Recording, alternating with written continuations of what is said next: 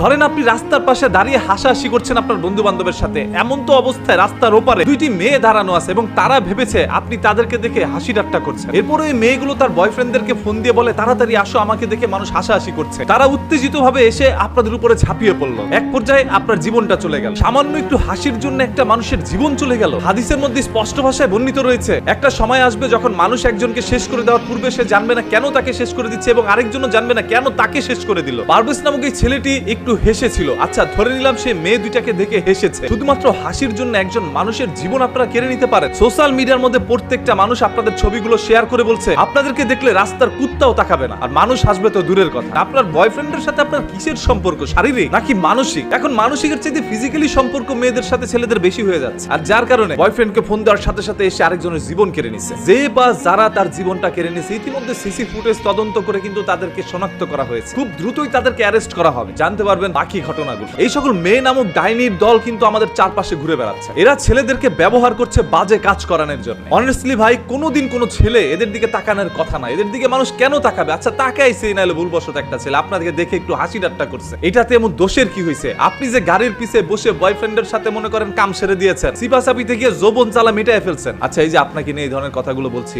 আপনি হয়তোবা ভিডিওটা দেখবেন, আপনার কি লজ্জা লাগে নাই? এখন তো আবার আপনার বয়ফ্রেন্ডকে পাঠাবেন আমাকে দুনিয়া থেকে শেষ করে দেওয়ার জন্য। পারভেজ যদি হেসে জীবন দিতে পারে, আমরা সত্য প্রকাশ করে তারপর জীবন দিব। তবে মনে রাখবেন, এই পৃথিবীতে পারভেজ একা নয়, আমরা সবাই একত্রে রয়েছি। সোশ্যাল মিডিয়া এটা নিয়ে যেভাবে পোস্ট করে প্রতিবাদ করা হচ্ছে, সেইভাবে অফলাইনে এটা নিয়ে প্রতিবাদ করা হবে। সেই সকল মানুষ বেশি হাইনার দলগুলোকে আর রেহাই দেওয়া যাবে না। এরা মানুষ হইতে পারে না। বিশ্ববিদ্যালয়ের মধ্যে পড়াশোনা করে বয়ফ্রেন্ড জ্বালায় গেছে ভাই। এই যে এদেরকে যারা বিয়ে করতে চাচ্ছেন, জামাইয়ের আর কোনো কাজ নাই, সব কাজ ওই বয়ফ্রেন্ড করে দিছে। বাংলা ভাষা বুঝতে পারছেন? বয়ফ্রেন্ডকে ধরে রিমান্ডে নেন, কতবার কোন জায়গায় কিভাবে করছে সবকিছু বেরিয়ে আসবে। যদি বয়ফ্রেন্ডের সাথে ওই সকল আদান প্রদান সম্পর্ক নাই থাকতো, শুধুমাত্র একজন বান্ধবীর জন্য এসে একটা ছেলের জীবন নিয়ে নিত না। জীবন নেওয়া কতটা সস্তা হয়ে গেছে তাদের কাছে। অপরাধী যেই হোক না কেন, আমরা তার সাজা প্রকাশ্যে কঠিন থেকে কঠিন ভাবে চাই, যাতে করে বাংলার মাটিতে এরকম কোনো পারভেজের জীবন না যায়। আপনাদের প্রত্যেকের কাছে একটা বিনীত রিকোয়েস্ট ভাই, ভিডিওটা শেয়ার করে দেন। আপনার না বলতে পারা কথাগুলো আমি আমার কণ্ঠস্বরের মাধ্যমে সবার কাছে পৌঁছে দিলাম। অনেকে তো মনে মনে প্রতিবাদ করেন যে আমি যদি এখন প্রতিবাদ করতে যাই পারভেজের মতো করে, যদি তারা এসে আমার উপর ঝাঁপিয়ে পড়ে আমার জীবনটাও নিয়ে নেয়, আমি আমার জীবন নিয়ে পরোয়া করি। শুরু থেকে এই পর্যন্ত